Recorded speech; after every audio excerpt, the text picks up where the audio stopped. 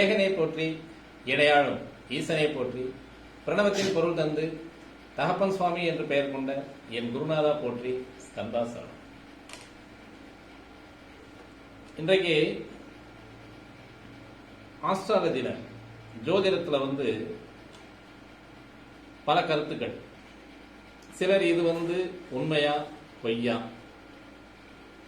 அதே மாதிரி இதையே ஃபாலோ பண்ணி போலாமா, இதை பின்பற்றி போலாமா, அல்லது ஜோதிடர்கள் எல்லாம் சொல்றது உண்மையா, அதே மாதிரி இந்த ஜோதிட கருத்துக்கள் தேவையா, இந்த மாதிரி பல மாதிரியான கருத்துக்கள் இந்த நம்ம சமூகத்துக்குள்ள நிலவி வர்றதுங்கிறது சாதாரணமான விஷயம்தான்.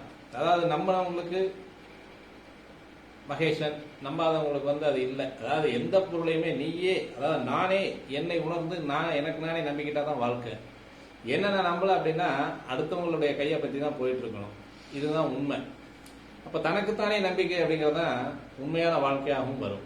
அப்ப தனக்குத்தானே நம்பிக்கை அப்படின்றத அவங்களுக்கே நம்பிக்கை இல்லை அப்படிங்கும்போது அடுத்தது இன்னொன்னு கண்ணுக்கு தெரியாத ஒரு விஷயத்த சொல்லும் போது அவங்களுக்கு நம்பணுங்கிற அவசியமும் கிடையாது.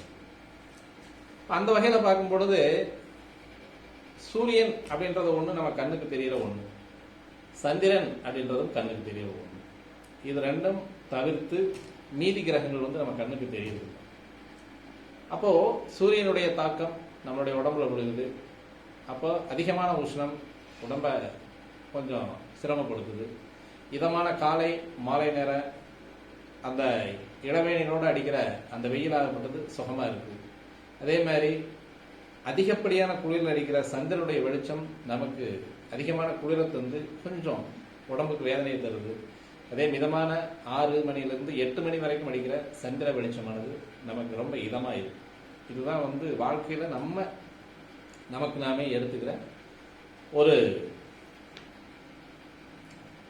இன்பம் அல்லது இன்பம் கலந்த மயக்கமான ஒரு சூழ்நிலை எடுத்துக்கிறது இந்த கிரகங்கள் கொடுக்கிறது.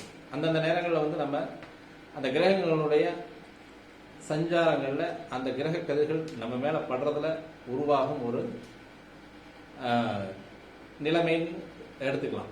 அப்போ சூரியனும் சந்திரனும் நம்ம கண்ணுக்கு தெரியுது, மீதி கிரகங்கள் நம்ம கண்ணுக்கு தெரியல. ஆனா அறிவியல் படி நான் இப்ப பேச வந்திருக்கிற தலைப்பே அறிவியல், அதே மாதிரி ஆன்மீகம், அதே மாதிரி கர்மா. இந்த மூணையுமே அஸ்ட்ராலஜிய பேஸா வச்சு தான் நான் பேசுறேன். அதாவது ஜோதிடத்தை பேஸா வச்சு தான் நான் பேசுறேன். அப்போ பலருக்கு இந்த கருத்து பிடிச்சிருக்கலாம், ஒரு சிலருக்கு அல்லது பலருக்கு பிடிக்காமலும் இருக்கலாம். பிடிச்சவங்க ஸ்கிப் பண்ணாம கேளுங்க, பிடிக்காதவங்க ஸ்கிப் பண்ணலாம். தாராளமாக அதுக்கு உங்களுக்கு முழு உரிமையும் இருக்கிறது. இப்போ இந்த அறிவியல், ஆன்மீகம், கர்மா அப்படின்ற இந்த மூணையும் எடுத்து நான் எந்த இடத்துல வச்சு பேச போறேன் அப்படின்னா ஜோதிடம் அப்படின்றதுல 5ஆம் இடம் அப்படின்ற இடத்துல இருந்து நான் பேச போறேன். இந்த 5ஆம் இடம் ஏன் ஜோதிடத்துல 5ஆம் இடத்துல கர்மாவை கொண்டு போய் வச்சாங்க? பூர்வ புண்ணியம், பூர்வ புண்ணிய சாபம், பூர்வ புண்ணிய மோட்சம், பூர்வ புண்ணிய நலம். அது மாதிரி பூர்வ புண்ணியத்துக்கு நிறைய சொல்லிட்டே போலாம். இந்த மனிதனுடைய கர்மாவை கரெக்ட், அதாவது சரியான அளவீட்டு முறையில் எடுத்து சொல்லக்கூடிய ஒரே இடம் 5ஆம் இடம் தான்.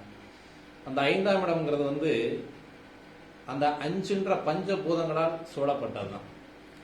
அந்த 5 பஞ்சபூதங்கள் நிலம், நீர், காற்று, நெருப்பு, ஆகாயம். இந்த நிலம், நீர், நெருப்பு, காற்று, ஆகாயம் அப்படின்ற இந்த பஞ்சபூதங்களாலும் சூழப்பட்ட இந்த உலகத்துக்குள்ளதான் நாமளும் இருக்கோம். நம்மளுடைய ஜீவனும் ஓடிட்டு. ஆன்மா, ஆன்மீகவாதிகளுக்கு தான் இது அதிகப்படியா விருப்பமா இருக்குமே, மற்றபடி மற்றவங்களை நம்ம அவசியமா எடுத்துக்கணுங்கிற அவசியமே கிடையாது. ஆன்மா நிலையானது. அதுக்கு அடையாளம் தரக்கூடிய சரீரம் நான் மனிதனாகவோ அல்லது நான் மாடாகவோ அல்லது நான் மிருகமாகவோ இருக்கிற அந்த சரீரத்துக்கு கிடையாது. அப்ப ஜோதிடம் மனிதனுக்கு தானா? அப்போ ஒரு நாயோட பிறந்த தேதியை கொண்டே கொடுத்து இந்த நாய்க்கு என்னென்ன பலன்கள் உருவாயிருக்கும் அப்படின்றத நக்கலா பேசுற சில ஜோதிட அதாவது மறுப்பாளர்களுக்கு அது நமக்கு அவசியம் இல்லை. நான் அதை பத்தி பேசவும் விரும்பல.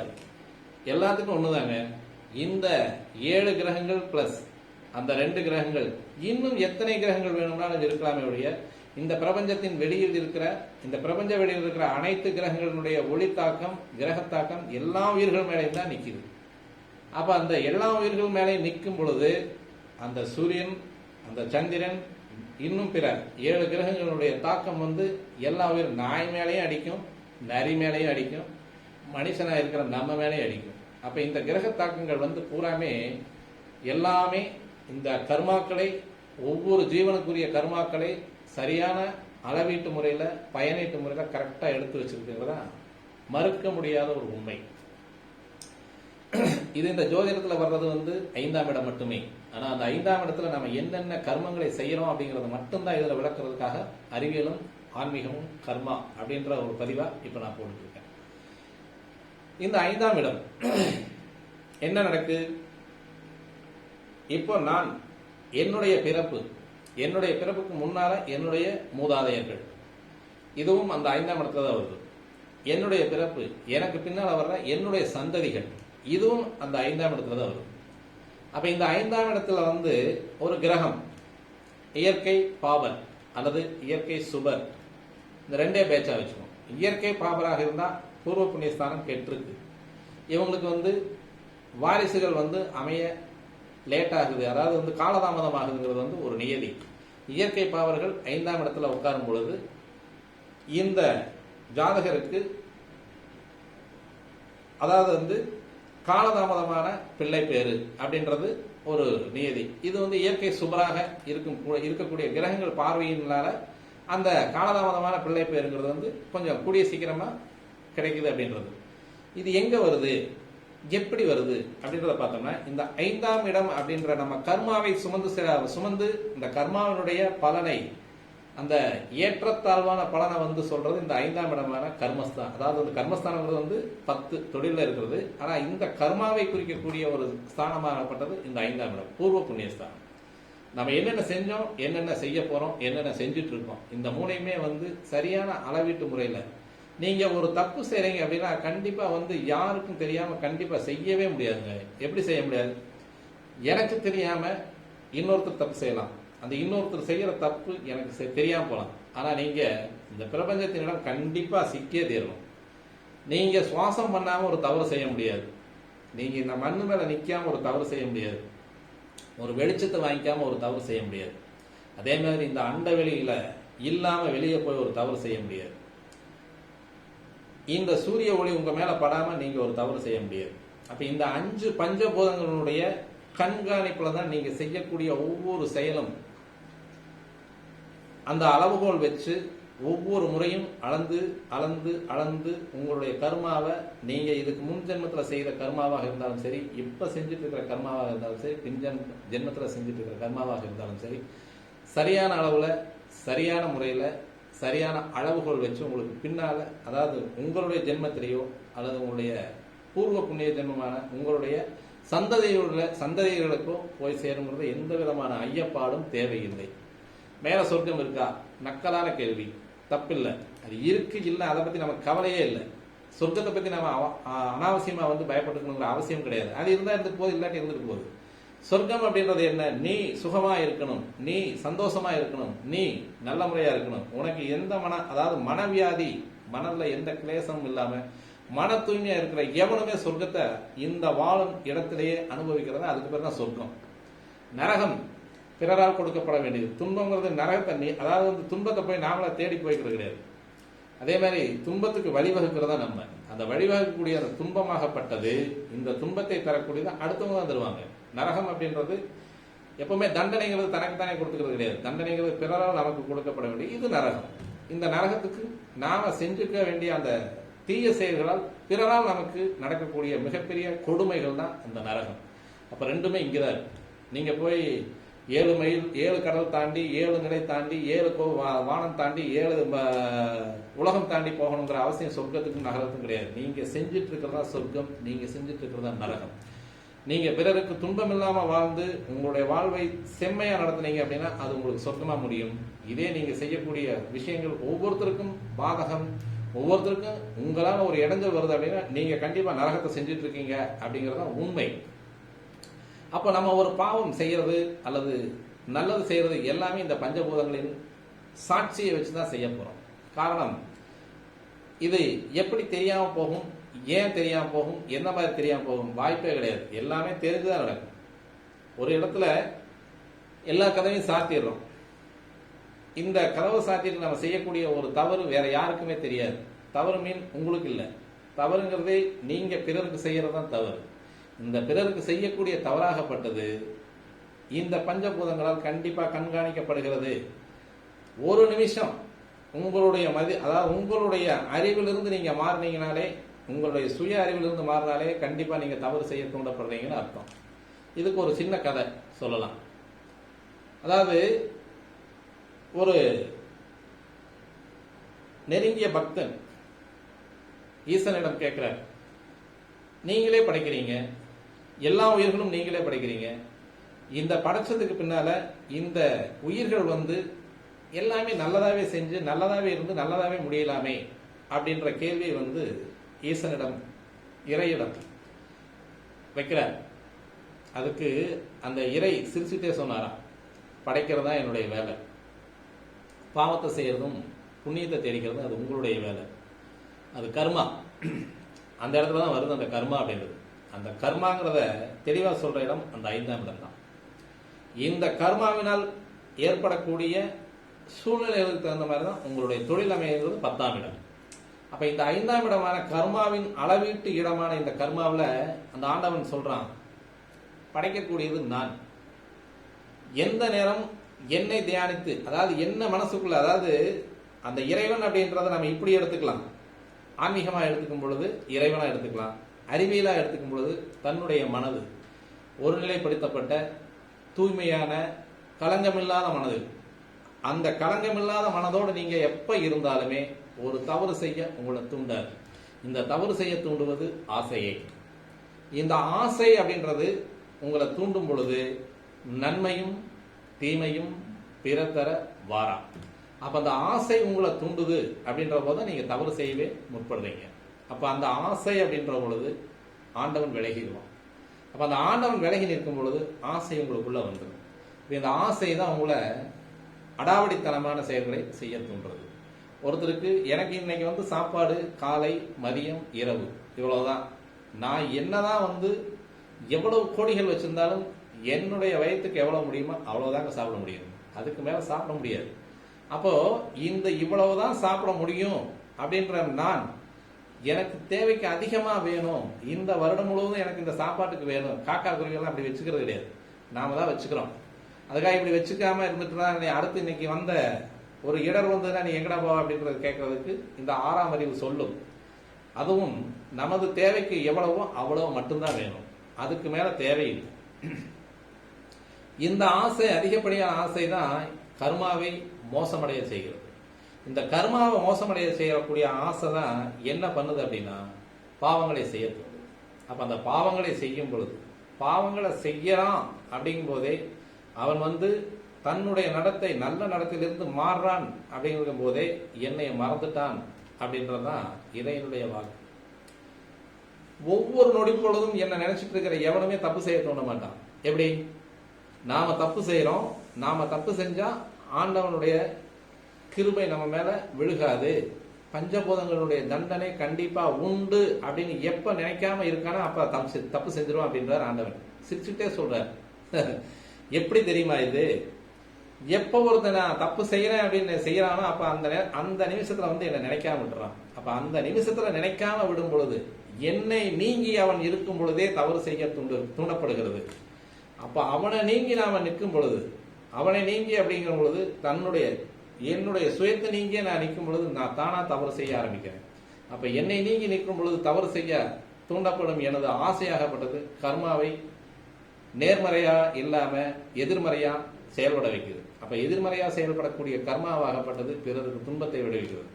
இந்த பிறருக்கு துன்பத்தை விளைவிக்கக்கூடிய இந்த கர்மாவாகப்பட்டதுதான் இந்த 5ஆம் இடத்துல நமக்கு பூர்வ ஜென்ம புண்ணியமா வர்றது. இப்போ இதுக்கு முன்னால நம்ம தாத்தா, அதுக்கு முன்னால அவருடைய அப்பா, அதுக்கு முன்னாலே அவருடைய அப்பா செஞ்ச பாவம் பூராமே இந்த 5ஆம் இடம் அப்படின்ற ஒன்றுல நிற்கும். இது எப்படி அறிவியல் அப்படின்னு பேசியிருக்கீங்களே, இந்த அறிவியல் இங்க எங்க வந்தது அப்படின்னா அளவுகோல் எல்லாமே பஞ்சபூதங்களை வச்சுதான் அளக்கப்படுகிறது. இந்த ஜோதிட சாஸ்திரத்துல இந்த 5 பூதங்களை வச்சுதான் இந்த அளவுகோல் சாஸ்திர அந்த அளவுகோல் வந்து இந்த சாஸ்திரத்துல எடுக்கப்படுது. 5ஆம் இடம், 5ஆம் இடம்ன்றது ஒவ்வொரு மனிதனுக்கும் லக்னம் முதல் 1, 2, 3, 4, 5ங்கிற அந்த பூர்வ புண்ணிய ஸ்தானம். நமக்கு பிள்ளை பேரு, நமக்கு முன்னால் இருந்த தாத்தாக்கள். இப்போ நமக்கு முன்னால் இருந்தவங்க வந்து தவறு செஞ்சிருந்தா அந்த இடமாகப்பட்டது, அந்த இடத்துல வந்து ஏதோ ஒரு தீக்கிரகம் நின்று இருக்கும். அதாவது இயற்கை பாவர் அந்த இடத்துல நின்று நம்மளுடைய பூர்வ ஜென்ம புண்ணியம் சரியில்லை, பூர்வ ஜென்ம புண்ணியம் கெட்டிருக்கு, அப்போ நீங்க வந்து இதுக்கான பரிகாரத்தை செய்யணும். அப்ப என்ன பண்ணிருக்கார்? நம்ம தாத்தா தப்பு பண்ணியிருக்கார். இது வந்து அறிவியல் உண்மைதானே. நம்ம தாத்தா தப்பு பண்ணியிருக்காரு அப்படிங்கிறது அந்த ஸ்கேல் வச்சு அன்னைக்கு வந்து நம்ம அவங்க அளந்து எடுத்துக்க முடியாது. இன்றைக்கு அதை நம்ம அளந்து எடுக்கிறோம் அப்படின்னா இதுக்கு முன்னால எந்த அறிவியல் உண்மையுமே, இன்னைக்கு மழை பெய்யுது அப்படின்னு சொல்றாங்க, இன்னைக்கு ஒரு சொட்டு பெய்யலாம் அல்லது ஒரு கோடி துளிகள் விழுகலாம், இதுவும் அறிவியல் தான். அப்போ ஒரு கிரகத்தை, அந்த கிரகத்தினுடைய பிரபஞ்சத்தை என்னைக்கு ஒருத்தன் அளவு எடுத்து அந்த அளவை தெரிஞ்சு அதுல உள்ள போகணும்னு நினைக்கிறானோ அப்பவே வந்து அவனுடைய கர்மாவை வந்து அவன் சரியா செப்பனிடுறான்னு அர்த்தம்.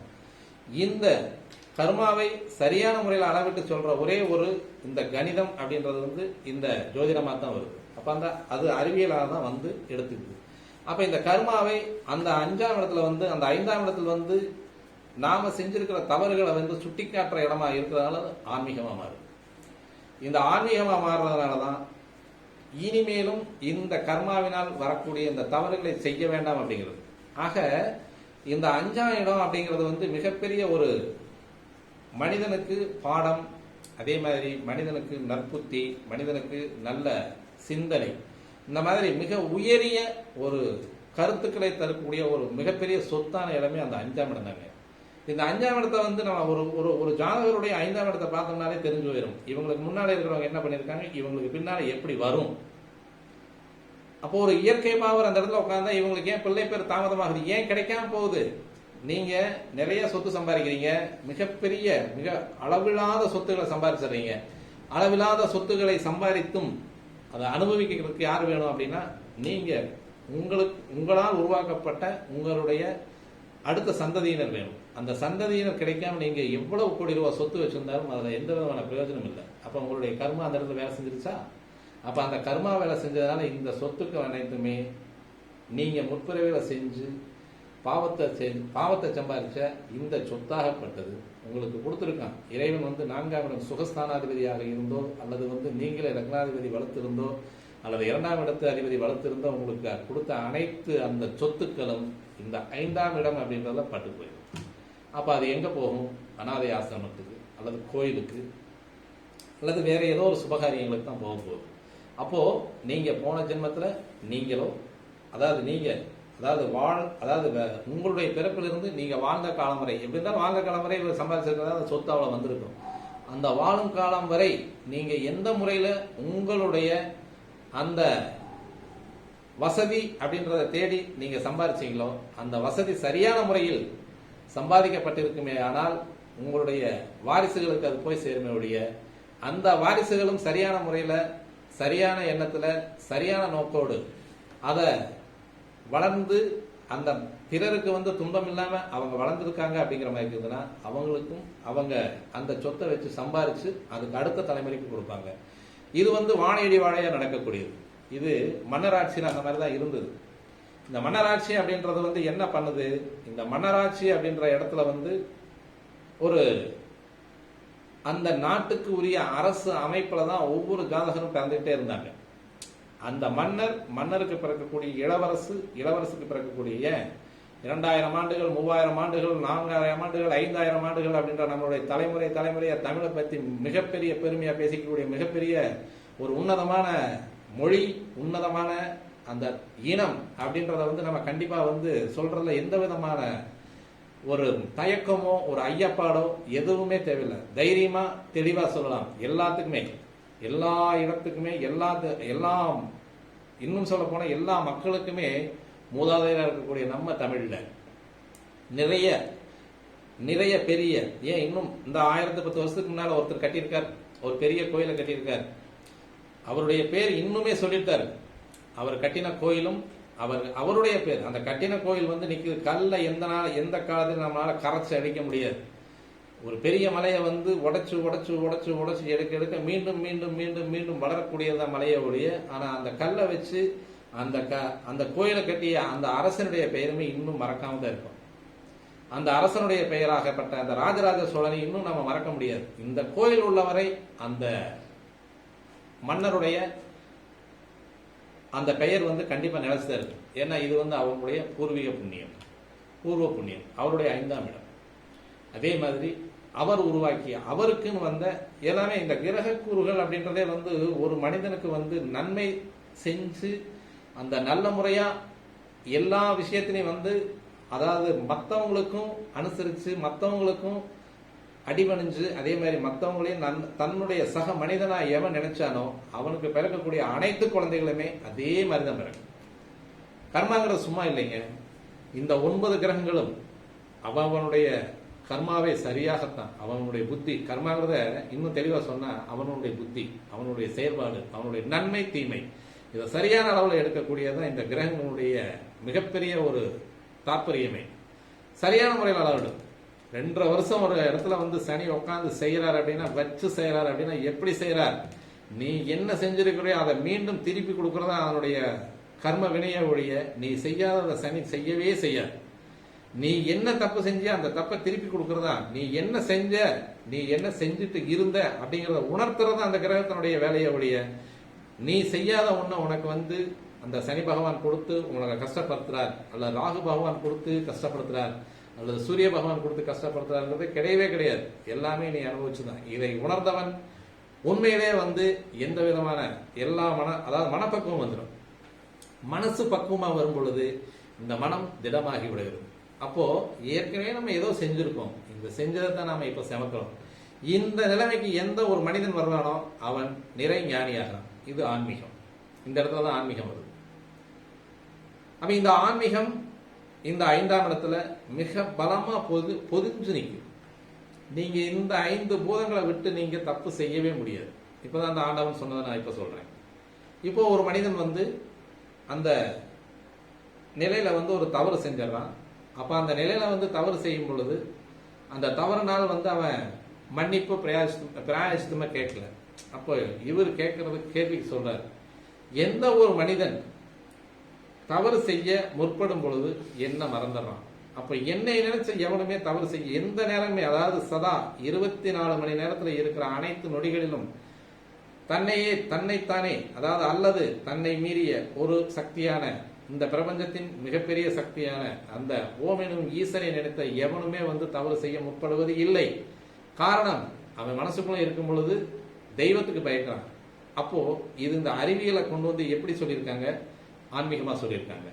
இந்த அறிவியல் அப்படின்றது எந்த மாதிரி சொன்னா உங்களுக்கு நீங்க இந்த தவறு செய்ய மாட்டீங்க அப்படின்றத ஆன்மீகமா சொல்லியிருக்காங்க. ஈசன் அப்படின்ற ஆன்மீகத்துக்கு கொண்டு போயிட்டு அந்த மாதிரி ஒரு விஷயம் இருந்தா தான் அந்த விஷயத்துக்கு பயப்படுவாங்க. அந்த விஷயத்துக்கு பயப்பட்டா மனிதன் வந்து தன் ஒழுக்கத்துல தானே நிலைச்சு நிற்பான் அப்படின்ற ஒரு விஷயத்தை தான் ஆன்மீகமாகவும் அறிவியலை கொண்டு போய் ஆன்மீகமும் வச்சிருக்காங்க. இன்னும் சில கருத்துக்கள், ஜோதிடர்கள் வந்து கிரக நிலைகளை வச்சு நீங்க இப்படி இந்த மாதிரி செத்து போயிருவீங்க, இந்த மாதிரி உங்களுக்கு சிரமங்கள் வரும், கஷ்டங்கள் வரும், பெரிய நிர்பந்தங்கள் வரும், போக வண்டியில் அடிபட்டுருவீங்க. எந்த ஜோதிடரும் அந்த மாதிரி சொல்ல மாட்டாங்க. Is a indicator. ஒவ்வொரு அஸ்ட்ராலஜருமே வந்து இந்த கிரக நிலைகளை வச்சு அதுதாங்க அவன் எப்பவுமே விளங்காம போறதுக்கு காரணமே, எந்த ஜோசியரை பார்த்தீங்கன்னா விளங்காம தான் இருப்பான். பெரிய பொட்டு வச்சிருப்பான், ஒரு காய் வேட்டி கட்டியிருப்பான், ஒரு துளசி மாலை போட்டிருப்பான், அல்லது ருத்ராஜ மாலை போட்டிருப்பான், கையில தாயத்து அது செஞ்சிருப்பான்.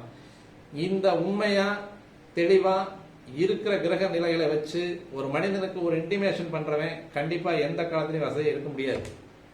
அந்த ஜோதிடர்களோட நிலைமையே அதுதான். காரணம் என்னன்னா, கிரக நிலைகளை முதலே தெரிஞ்சுக்கிறான். தவளை தன் வாயிலேயே கெடுறது, தன்னுடைய வாழ்க்கையை கெடுத்து தான் அடுத்தவங்களுக்கு இந்த பலனையே சொல்றான் அவன். அப்ப எப்படி அவன் வந்து அடுத்தவங்களை வந்து பொய் சொல்ல வைப்பான், அடுத்தவங்களுக்கு வந்து தீமையை சொல்ல முடியும்? கண்டிப்பா முடியாது. எந்த காரணத்தினால, ஏன் இந்த மாதிரி இருக்கான்?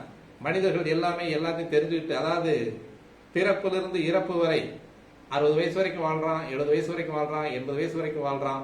இந்த 80 வயசு வரைக்கும் வாழ்றவனுடைய இந்த 80 வயசுக்கும் வந்து 83 26 கிட்டத்தட்ட அந்த 80 வயசுக்கான காலங்கள் வந்து இந்த நாட்கள் முழுவதுமே வாழ்றான் அப்படின்னா இதுக்கான சரியான பயணிப்பு, சரியான நேர்த்தியான நிலையில அந்த மனிதன் வந்து வாழ்க்கையை வாழ போறது கிடையாது. காரணம், சிரமம் அப்படின்ற ஒரு நேரம் வந்து சிரமம் அப்படின்னு வரும்பொழுது இதுக்கு முந்தைய காலகட்டங்களில் வந்து அவனுடைய நடத்துல திமிர் வந்திருக்கும், இல்லை அவனோட இடத்துல வந்து அடுத்தவங்களுக்கு தப்பு செஞ்சிருப்பான், அடுத்தவங்களுக்கு பாவம் செஞ்சிருப்பான். அதைத்தான் அந்த நல்ல ஒரு கிரக நிலைகள்ல, அந்த நல்ல கிரக நிலைகள் அல்ல அது, அது வந்து அவனை தவறு செய்ய தூண்டக்கூடிய கிரக நிலைகள் தான். அப்போ என்ன பண்றான், ஒரு குரு திசையில நல்லது செய்யற, கெடுதல் செய்யறான்.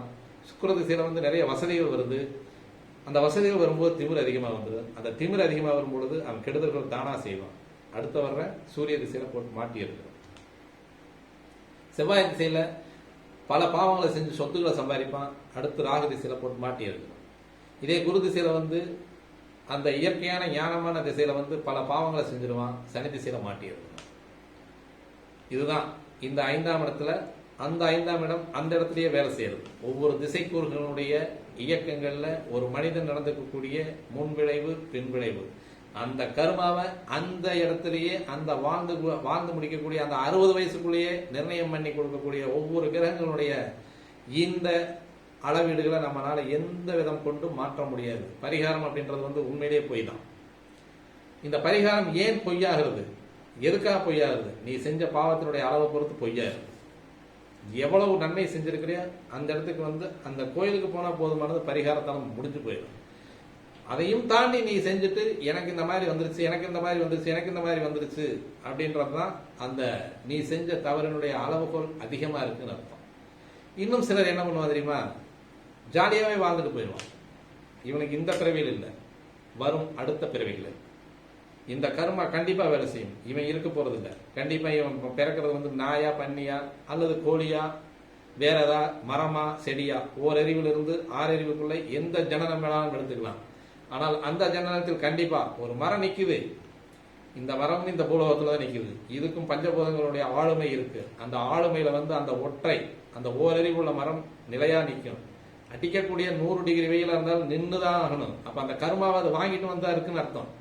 அப்போ இந்த பிறவிலேயோ அல்லது போன பிறவிலேயோ வந்து அது என்ன வேலை செஞ்சிருக்கு. ஆனால் நல்லா யோசிங்க, அந்த மரம் வந்து 100 டிகிரி 120 டிகிரி வெயில் அடிச்சாலும், 200 டிகிரி அடிக்கட்டும், 70 டிகிரி அடிச்சாலும் அந்த வெயில வந்து அந்த வெயில் காலம் முழுவதும் நின்றுதாகணும். ஆனால் நின்று அதனுடைய கர்மாவை அந்த இடத்துல தொலைச்சு அதிலிருந்து வர்ற கனிகளை வந்து மனிதர்களுக்கு கொடுத்து அந்த மரமும் இந்த கர்மாவை வந்து தெளிவா வந்து கழிச்சுட்டு தான் போகுது. மனிதனாகப்பட்ட நாம ஏன் கழிக்க மாட்டேங்கிறத நமக்கே புரிய மாட்டேங்குது. தனக்கு தனக்கு தனக்கு தனக்கு தனக்கு தனக்கு வேண்டி கர்மாவினுடைய பாவம் பாவம் பாவம் பாவம் பாவம்ன்றது ஏன் இவ்வளவு சேர்த்துறோம்னு நமக்கே தெரிய மாட்டேங்குது. ஒரு தென்னை மரத்தை எடுத்துக்கிட்டோம்னா அந்த தென்னை மரம் வந்து நல்ல சோலையா நின்று ஒருத்தனுக்கு முதல்ல நிழல் தருது, அடுத்து தென்னன் கனியை தருது, இளநீரை தருது. அப்ப அந்த கர்மாவை எப்படி கிடைக்குது பார்த்தீங்களா, ஓரறிவு ஜீவன் உள்ள அந்த மரம் கூட வந்து அந்த கர்மாவை கழிப்பதில் தான் முக்கியமா இருக்கு. 6 அறிவு படுத்த மனிதன் ஏன் இப்படி இருக்கும்னு நமக்கே புரிய மாட்டேங்குது. அலையிறோம், பணம் பணம் பணம். யாருக்கு அலையிறீங்க? 500 கோடி ரூபாய் சொத்து, 700 கோடி ரூபாய் சொத்து, 1000 கோடி ரூபாய் சொத்து, தாராளமா செய்யுங்க, தாராளமா எடுங்க, அது உங்களுடைய திறமை. இங்க அல்ல குறையாத முத்து. நீங்க எவ்வளவு ஆழம் மூழ்கிறீங்களோ அவ்வளவு ஆழத்துக்கு உங்களுக்கு வந்து அந்த பணம், எவ்வளவு ஆழம் மூழ்கிறானோ அவ்வளவு பெரிய முத்து எடுக்கிறான், அது அவனுடைய திறமை, அது எடுங்க. ஆனா அதே நேரத்தில் அந்த பணத்தை வந்து பாவமா சம்பாதிக்காதீங்க அப்படின்றத இந்த கர்மா சொல்றது, இந்த 5ஆம் இடம் சொல்லுவது.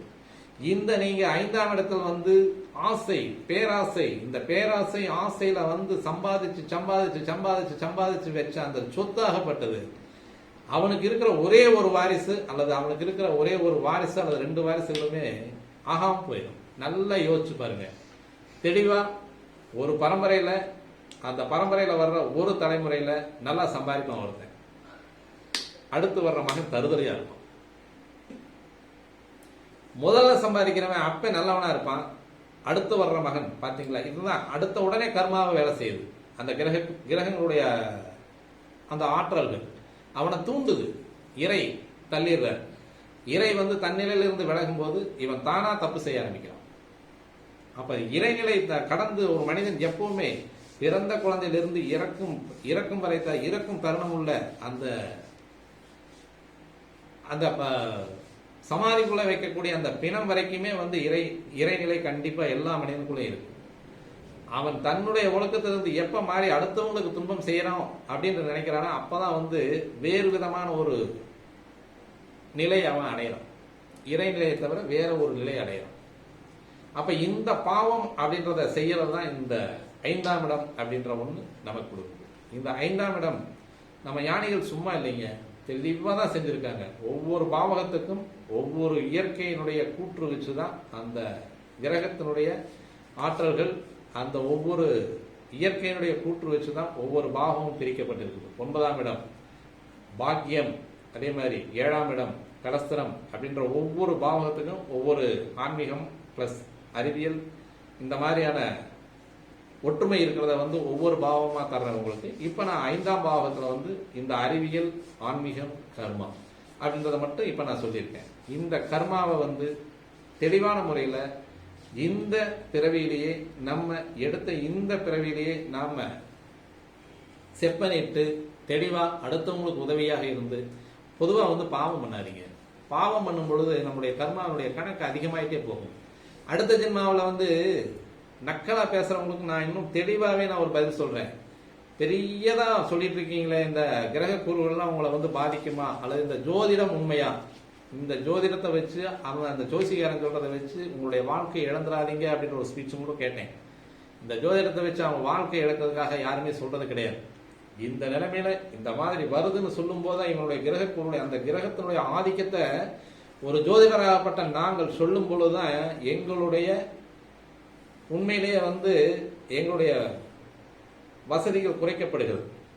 எப்படி குறைக்கப்படுது அப்படின்னா, எப்பவுமே நார்மலைஸ் பீப்புளுக்கு கம்மியாக தான் இருக்கும்.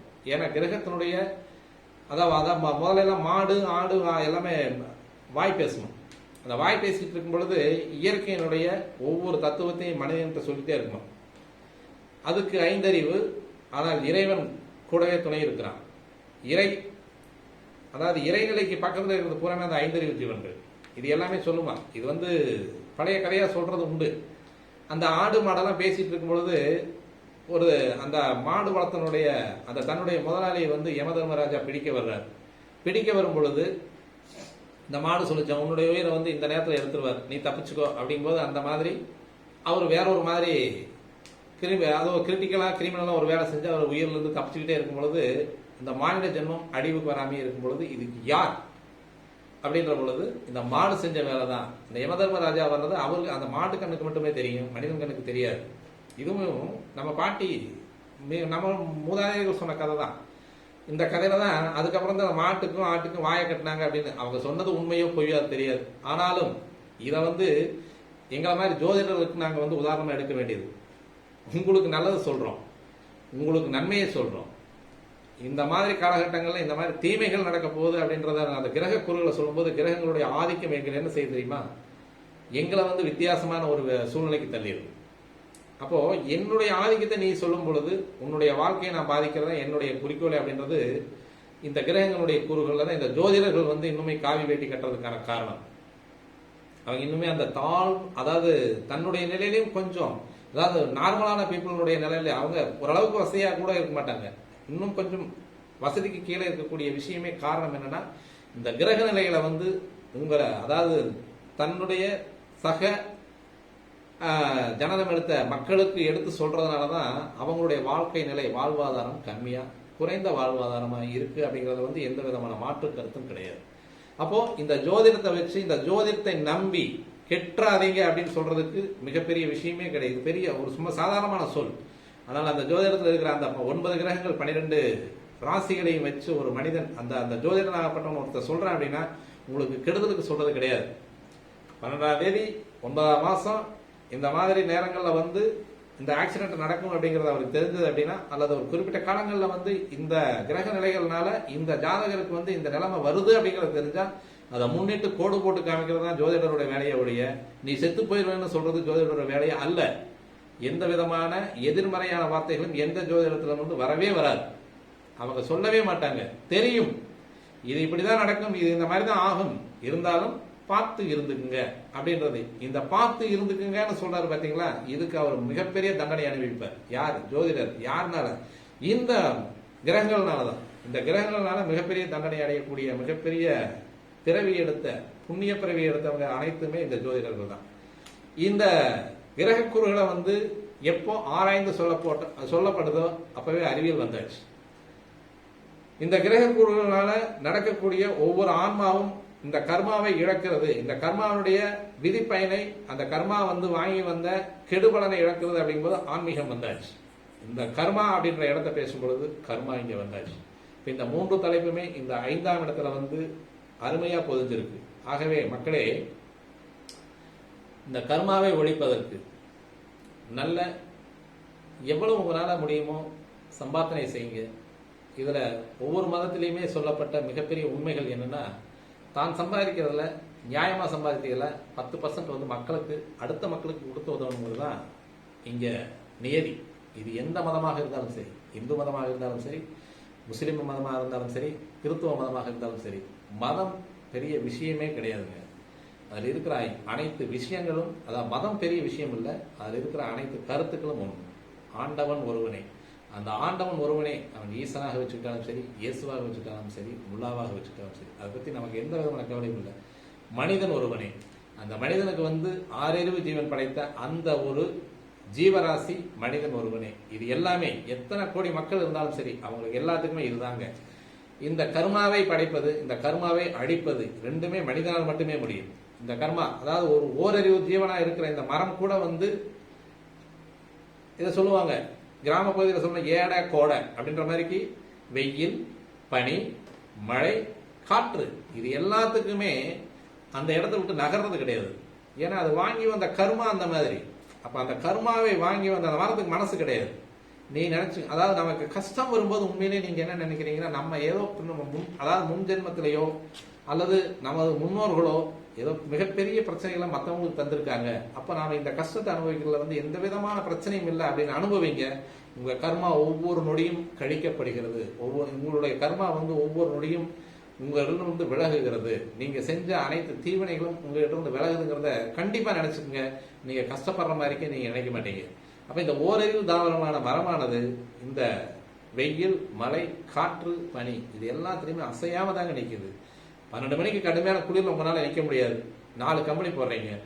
12 மணி வெயில்ல உங்களால வெளியே போக முடியாது, அதுக்கு தகுந்த மாதிரி கதர் சட்டை போடுறீங்க, அல்ல சட்டையவே கலட்டி இருந்துடுறீங்க. ஆனா அந்த மரம் அந்த இடத்துலயே தான் நிற்குது. ஆனால் அது கொடுக்கக்கூடிய கனியை மட்டும் நீங்க பறிச்சு அந்த மரத்துக்கடியில என்ன குடிக்கிறீங்க.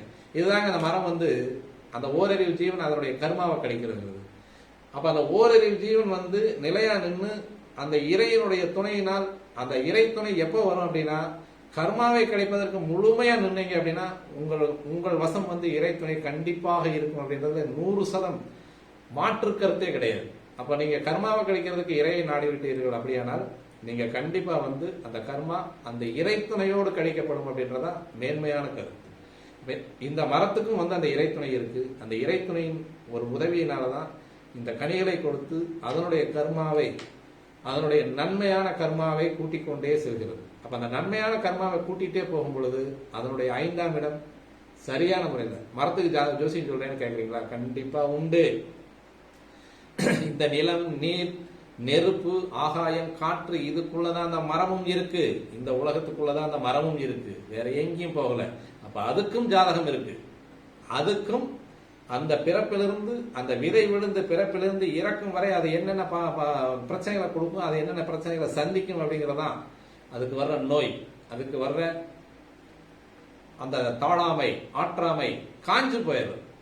20 வருஷம் காய்க்க வேண்டிய மரம் 80 வருஷம் காய்க்க வேண்டிய மரம் 100 வருஷம் காய்க்க வேண்டிய மரம் 100 வருஷம் இருந்து கர்மாவை கழிக்க வேண்டிய மரம் முன் ஜென்மத்தில் நிறைய கர்மா வாங்கியிருக்குன்னு அர்த்தம். ஆலம் அரசம்.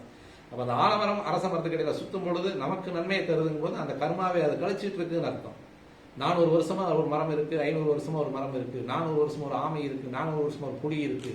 இதெல்லாம் எல்லாத்துக்குமே பைத்தியாராட பேசிட்டு இருக்கேன்னு கண்டிப்பா சொன்னீங்கன்னா அதை பத்தி எனக்கு கவலை இல்லை. இருந்தாலும் இது உண்மை அப்படிங்கிறத தெளிவா சொல்லணும் அப்படிங்கிறதா. இந்த ஜீவராசிகள் கூட கர்மாவை கிடைக்கிறதுக்கு இவ்வளவு முற்படும் பொழுது மனிதனாகப்பட்ட நாம ஏன் இவ்வளவு பாவம் செய்யறோம் அப்படிங்கறத மட்டும் இதுக்காக தான் அந்த எடுத்துக்காட்டும், அதுக்காக தான் அந்த கம்பாரிசனும். அந்த கம்பாரிசன் சொல்றதும் அதுக்கு தான். இந்த ஜீவன்களே வந்து கர்மாவை கிடைக்கும் பொழுது மனிதனாகப்பட்ட நாம் நிறைய சம்பாதிங்க வேண்டாம்னு சொல்ல, நிறைய வந்து நேர்மையான வழியில சம்பாதிங்க. அந்த சம்பாதிச்சதையும் 10% இன்னொருத்தர் கொடுத்துருங்க அப்படின்னா உங்களுடைய கர்மா தானா கழிஞ்சுட்டு போயிடும். உங்களுடைய அடுத்து வரும் வாரிசுகள் நல்ல முறையில் இருப்பாங்க. ஏன்னா இப்போ நாம இருக்கக்கூடிய காலகட்டமானது வந்து மிகப்பெரிய அழுத்தமான காலகட்டம், இயற்கையே பொய்த்து போன காலகட்டம். மாதம் மும்மாரி பெஞ்சான்னு ஒரு அரசன் கேட்டா கண்டிப்பா பெய்ஞ்சிருக்கும். அந்த மும்மாரி பெய்யலைன்னா அரசு மோசம் இருக்கும். இன்னைக்கு 3 வருஷத்துல ஒரு மழை கூட பெய்ய மாட்டேங்குது. ஒண்ணு பெஞ்சா முழுசா பெஞ்சு அழிச்சிருது, இல்லைன்னா காஞ்சே அழிச்சிருது. அப்போ இயற்கையே தன்னுடைய நிலையை மாத்திக்கிச்சு. காரணம் மனிதர்களுடைய கர்மாக்கள், அனைத்து கர்மாக்கள். இப்போ நம்மளுடைய வாரிசு இன்னும் ஈவன் சொல்ல போனா, நான் இவ்வளவு தூரம் பேசிட்டு இருக்கேன், நான் என்னுடைய இளம் வாரிசுகளை என்னுடைய வாரிசுகளை நான் விட்டுட்டு போறதுக்கு எனக்கு பயமா இருக்கு. இனியும் எந்த இயற்கை சீற்றங்களை வந்து இந்த பூமி தாங்குமோ, அல்லது இந்த நம்ம விட்டுட்டு போற நம்ம குழந்தைங்க தாங்குவாங்களாங்கிற ஒரு கவலை கண்டிப்பா இருக்கு. அப்போ நம்ம வாரிசுகளை நாம நினைக்கும் போது கண்டிப்பா நம்மளுடைய கர்மாவை கிடைக்கிறதுக்கான அனைத்து விதமான சூட்சுமங்களையும் நம்ம கையாள ஆரம்பிச்சிருவோம். அந்த நம்மளுடைய வாரிசுகளை எப்ப நம்ம நினைக்கிறோமோ அப்போ அந்த நேரத்தில் வந்து நம்ம செய்யக்கூடிய தீவினைகள், தீய செயல்கள், தீய எண்ணங்கள் எல்லாமே மறைவிட்டு போயிடும். இது அதாவது சாதாரணமான குடிசையில் இருக்கிறவங்களுக்கும் இதே வார்த்தை தான், மிகப்பெரிய கோடிகளில் புழங்குறவங்களுக்கும் இதே வார்த்தை தான். கர்மாவை கழியுங்கள், இந்த 5ஆம் இடத்தை புனிதமாக்குங்கள். இந்த 5ஆம் இடம் அப்படின்றது வந்து அடுத்தவங்களுக்கு வர்ற வாரிசுகளுக்கு தூய்மையாகவும் அந்த தூய கிரகத்தினுடைய இடமாகவும் இருக்கணும் அப்படின்றத வந்து சொல்லி, இந்த 5ஆம் இடம் ஆன்மீகம், அறிவியல், கர்மா அப்படின்றத சொல்லி நான் இந்த 5ஆம் இடத்தை முடிச்சுக்கிறேன். ஆகவே மக்களே, இந்த 5ஆம் இடம் மீண்டும் புனிதப்படணும் அப்படின்றத என்னோட மேலான கருத்து. இன்னும் நம்ம சேனலை வந்து நீங்க சப்ஸ்கிரைப் பண்ணலை அப்படின்னா சப்ஸ்கிரைப் பண்ணிக்கங்க, கூடவே ஒரு பெல் ஐக்கானை கிளிக் பண்ணிக்கங்க. அப்போதான் வந்து நான் போடுற வீடியோக்கள் உங்களுக்கு அப்பப்போ உங்களுடைய நோட்டிஃபிகேஷன் வந்து சேரும். இந்த வீடியோ பிடிச்சிருந்தா லைக் பண்ணுங்க, கமெண்ட் பண்ணுங்க, ஷேர் பண்ணுங்க. Well done.